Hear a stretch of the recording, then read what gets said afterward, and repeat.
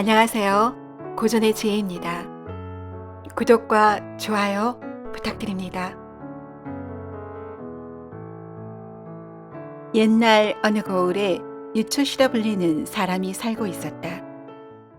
동창에 해가 떠오르면 어김없이 유초시는 자신의 방 안에 있는 동계를 열고 엽전 꾸러미의 짤랑이는 소리를 듣는 것으로 하루의 일과를 시작하였다.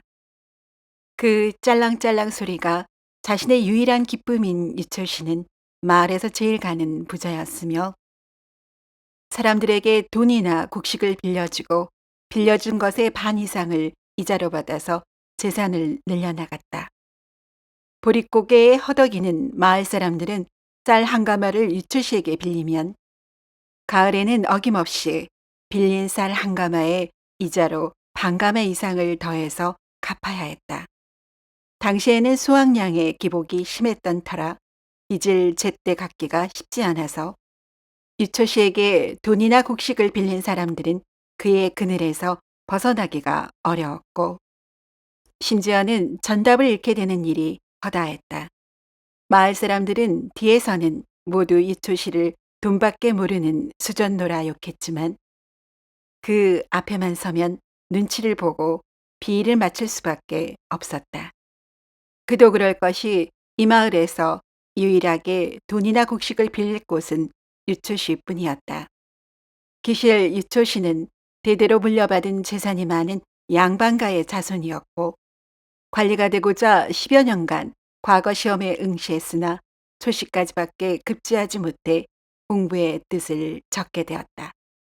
우연히 마을 사람들에게 돈이나 곡식을 빌려주고 이자를 받다 보니 이것이야말로 관리가 돼서 받는 녹봉보다 더 나았고 마을 사람들이 굽신거리며 떠받드니 마을 수령보다 더한 이세가 느껴져 스스로가 행복했고 초시밖에 못한 욕구불만이 해소되었다.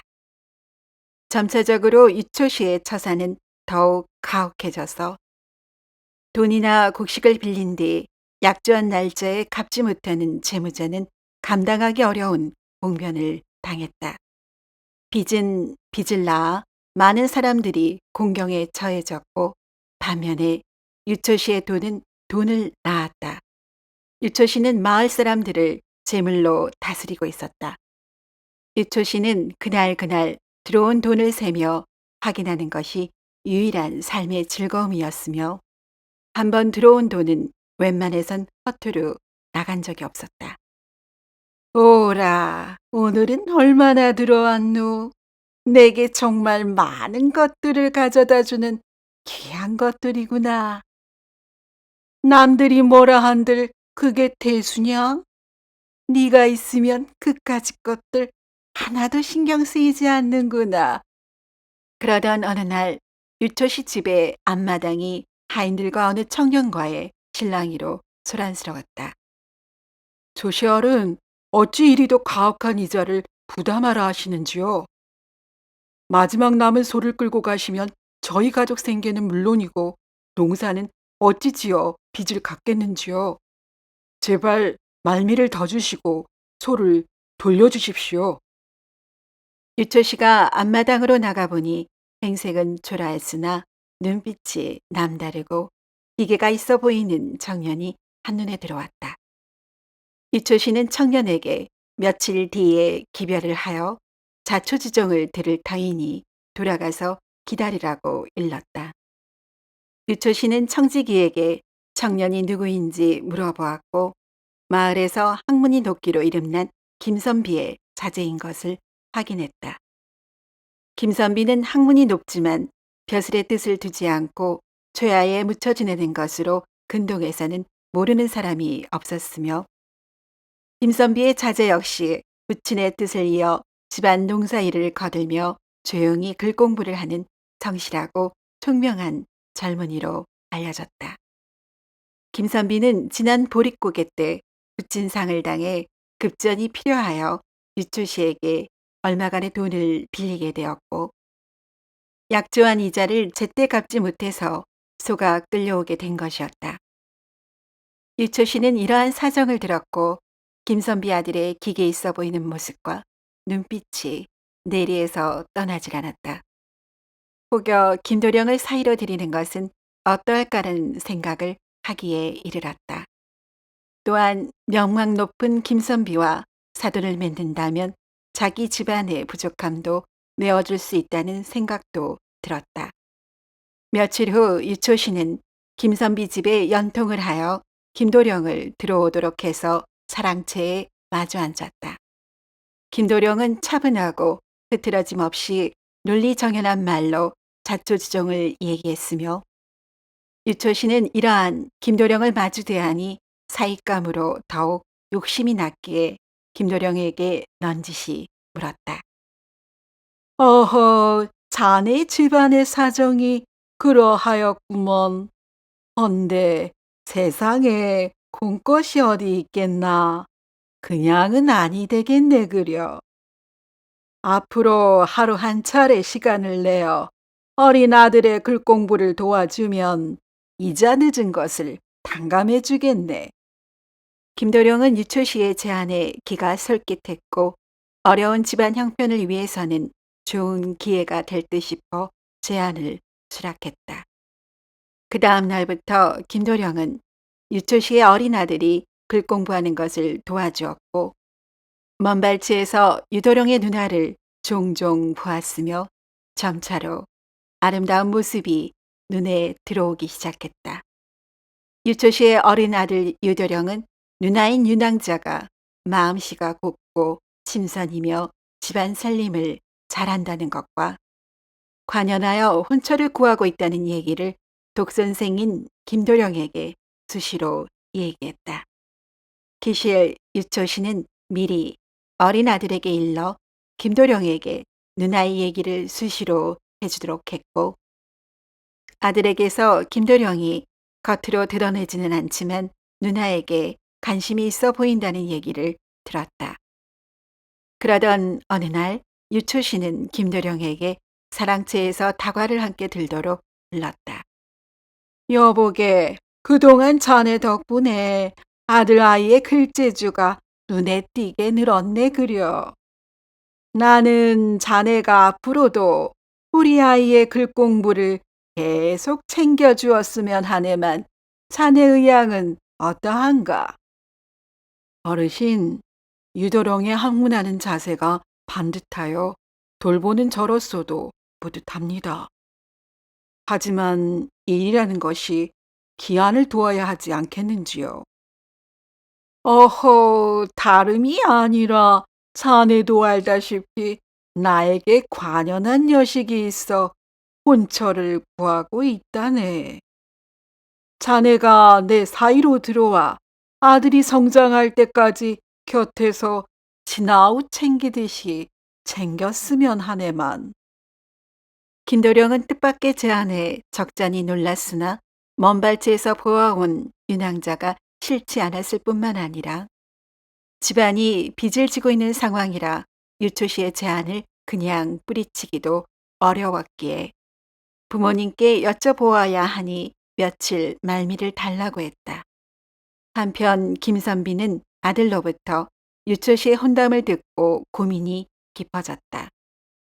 아들이 혼이 날 나이이지만 아직 나이 어린 자식들이 있어서 집안이 협소하니 혼인을 하게 되면 분가를 시켜야만 했다. 하지만 여력이 없어서 상황이 여의치 않았기에 유초씨에 대한 소문이 좋지 않았고 아들이 처가살이를 해야 한다는 점이 내키지는 않았으나 유초씨의 아들이 성장할 때까지라면 무한정은 아니라는 생각도 들어 조건부로 혼담을 받아들이기로 했다. 몇 달이 지나 김도령은 유초씨의 딸과 혼인하여 처가살이를 시작했다. 새신랑은 장인과는 다르게 정 많고 사려 깊은 새색시가 좋았고 자기를 친형처럼 따르는 처남이 귀여웠다. 유초씨 역시 내심 반듯한 사이가 마음에 들었고 언제까지나 딸과 사이가 곁에 머물렀으면 싶은 생각이 들었다. 시간이 흘러 사이가 처가살이한 지 3년이 다 되어갈 즈음에 어느 날 상습적으로 빌린 돈과 이자 갚는 것을 차일 피일 미루던 마을 사람을 불러서 단단히 벼르던 유초 씨가 따지던 중에 사달이 났다. 얼토당토하는 핑계를 대다가 억울하니 관아에 고변하겠다는 채무자의 말에 화가 난 유초 씨가 이성을 잃고 상대를 밀쳤고, 중심을 잃은 채무자는 뒤로 넘어지며 머리를 다쳐 의식을 잃고 일어나지 못하는 사고가 일어났다. 이 일로 화가 밀칠 것을 우려한 유초 씨는 전전긍긍하였다. 채무자의 가족들이 이 일을 관아에 고변이라도 하는 날에는 그동안 인심을 잃었기에 돈놀이 한 것이 꼬투리가 잡혀 큰 일을 치를 것 같았기 때문이었다. 장인의 힘들어하는 모습을 지켜보던 사이가 장인을 위로하며 말했다. 아버님, 최근의 사고는 들어서 알고 있습니다. 제가 나서서 더 일이 커지는 것을 수습해 보겠습니다. 장인은 사이가 나서서 일이 챙겨주니 든든했기에 일이 잘 해결되면 재산의 절반을 떼어 분가시켜 주겠다고 말해버렸다. 유초 씨는 기쁜 마음에 덜컥 말을 뱉어놓고 바로 후회가 되었으나 아직은 일이 수습되지 않았으니 뱉은 말을 다시 주워 담기도 난감하여 사이가 어찌 일을 처리하는지 추이를 지켜보기로 했다. 사이는 그날부터 의식을 잃고 누워있는 채무자의 집에 하루도 빠지지 않고 들러 치료며 가족들 생활하는 것을 세세히 챙겼다. 채무자의 가족들은 처음에는 유초 씨가 미워 사이마저 집에 들이려 하지 않았으나 진심을 담아 성실하게 챙기는 모습에 점차로 마음이 누그러졌고, 사이의 정성 덕분인지 채무자의 의식이 돌아왔으며 얼마 지나지 않아 건강마저 회복했다. 사이는 채무자의 빚을 탕감해 주길 장인에게 부탁했고, 유초 씨는 마지못해 승낙했다. 유초 씨는 사이 덕분에 일이 커지는 것을 막았다는 생각에 고마운 마음이 들었으나 또 다른 고민이 깊어졌다. 절박한 심정에 일이 무사히 해결되면 재산의 절반을 주어 분가를 시켜주기로 사이에게 한 약속 때문이었다. 유초 씨는 재산을 나누어 주고 딸내외와 떨어져 지내야 한다는 생각에 그만 입맛이 달아나고 밤잠을 설쳐 수척해졌다. 가장의 수척해진 모습을 보자 가족들은 영문을 몰랐다. 사건이 무사히 해결되었는데 가장이 어찌 이러는지는 사이만이 짐작할 뿐이었기에 사이가 장인에게 와서 걱정스러운 표정으로 물었다. 아버님, 혹여 최근에 저한 약조 때문에 근심이 되어 불편한 점이 있으신지요? 장인 어른께서 어려움에 처하셨는데 제가 어찌 남의 일이라 생각했겠습니까?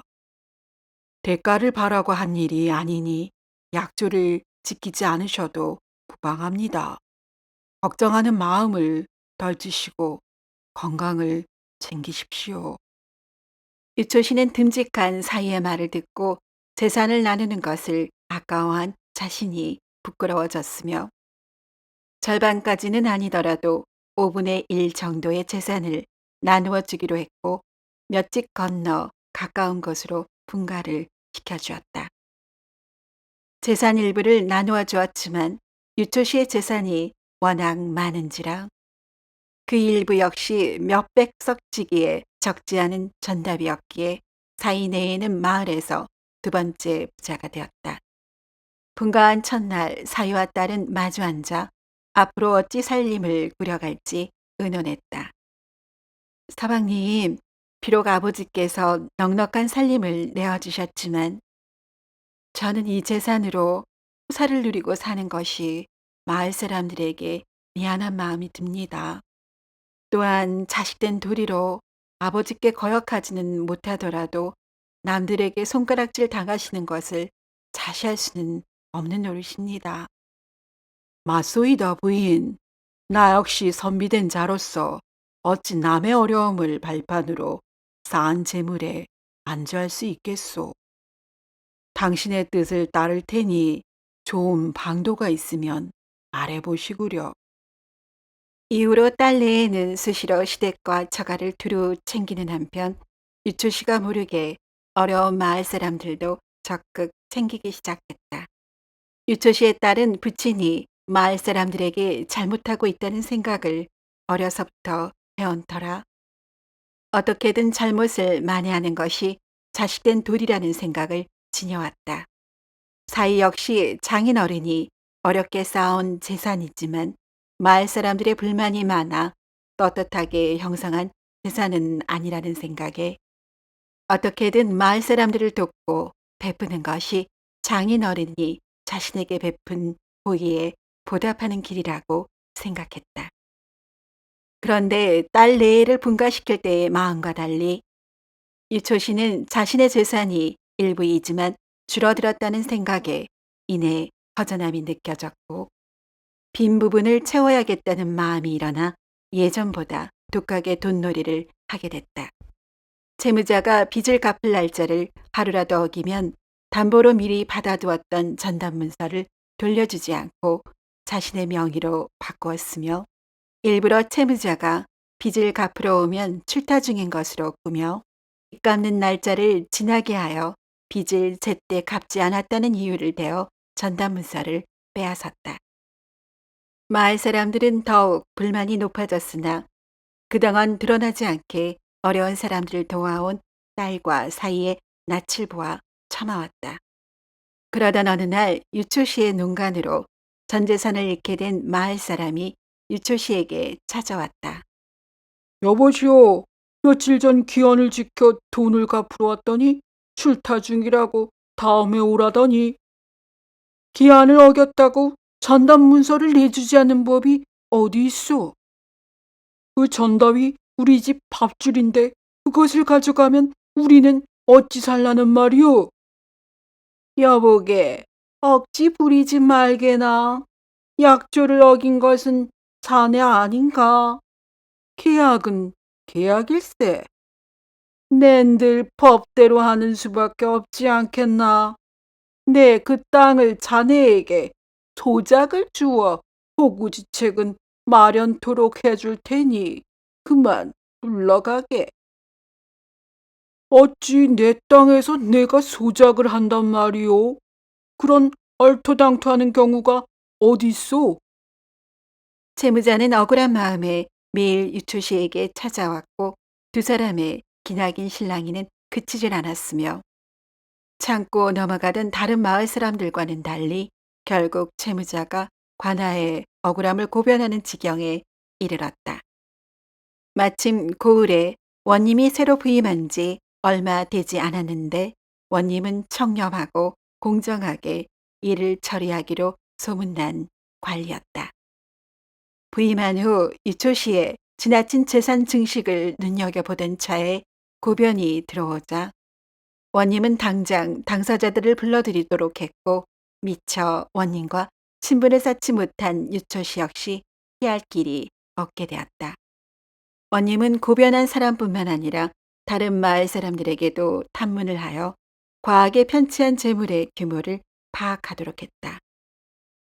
탐문 결과 비록 돈놀이를 통해 재산을 늘렸으나 교묘하게 관습이나 법의 테두리 안에서 진행된 것처럼 보였고 법을 어겼다는 증거도 분명하지 않아 책임을 묻기 어려웠다. 다만 채무자를 다치게 한 사건은 책임을 물을 수 있겠다 싶었는데 이마저도 다친 사람이 처벌을 원치 않고 사이의 보살핌으로 피해자의 건강이 회복되어 정상 참작의 여지가 있었다. 하지만 원님은 유초 씨의 과도한 재산 증식으로 수많은 고을 백성들이 어려움을 겪었음을 알았기에 자시할 수 없었고 유초 씨를 동원으로 불러 말했다.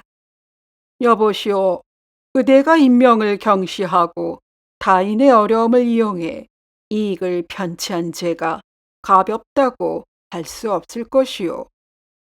전례에 따라 조정의 장계를 올려 그대에게 큰 형벌을 내릴 수도 있겠으나 그대의 여식 내가 적지 않은 백성들에게 선행을 베풀었고 일부 선처를 구하는 백성들도 있으니 그간 부당하게 모아온 재산을 원래 주인들에게 돌려준다면 더 이상 죄를 묻지 않겠소. 유초씨는 늘 마음 한편으로 불안해했던 것들이 현실로 드러나니 드디어 올 것이 왔구나 하는 생각에 원님의 판결을 듣고 두 눈을 감았고 딸 레이가 자신 모르게 마을 사람들에게 선행을 베풀었다는 말을 듣고 깜짝 놀랐으며 순간 자신의 머리를 뭔가 세게 치는 느낌을 받았고 지난 날들이 순식간에 주마등처럼 지나갔다. 어허, 우리 딸과 사이 역시 이 아비가 잘못하는 것으로 생각하고 있었구먼. 자식들에게 부러운 인생을 살았구나. 생각이 이에 미치자 원님의 판결에 불복했다가는 자식들이 자기를 더욱 못난 아비로 기억할 것이 부끄러웠고 혹여 소중한 딸 네에게도 화가 미칠 것이 염려되었기에 며칠을 고민한 끝에 원님의 판결에 따르기로 했다. 유초씨는 원님의 판결을 따르기로 결심하자 딸 레이를 불러 말했다. 얘야, 이 못난 아비의 치부를 덮으려고 그동안 알게 모르게 마을 사람들에게 선행을 베풀었다는 얘기를 들었다. 김서방, 자네에게도 면목이 없네 그려. 아버님, 어째 아버님의 마음을 이해 못하겠는지요. 다만 마을 사람들의 어려움을 더 헤아리셨으면 좋았을 텐데 하는 안타까운 마음이 자식으로서 들었을 따름입니다. 아버지, 원님의 판결에 따라 재산을 마을 사람들에게 돌려주고 이후로 사람들에게 선행을 이어간다면 더는 아버지를 원망하지 않을 것입니다. 저희들이 알아서 할 터이니 지켜봐 주셔요.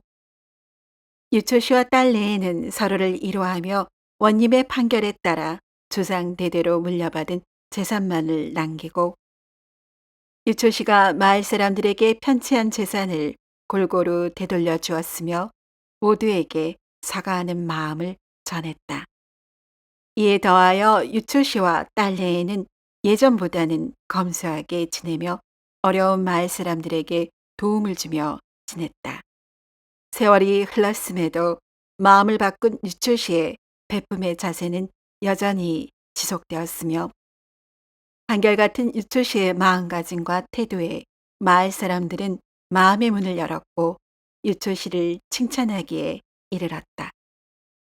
유초씨는 이런 분위기를 알게 되자 수십 년간 자기 마음 한편을 짓눌러 왔던 답답함이 사라져 홀가분해졌고 비로소 남들과 작은 것도 나누며 함께 한 세상을 살아가는 것이야말로 사람다운 삶이구나 라는 생각에 행복해하며 천수를 다했다고 전해진다.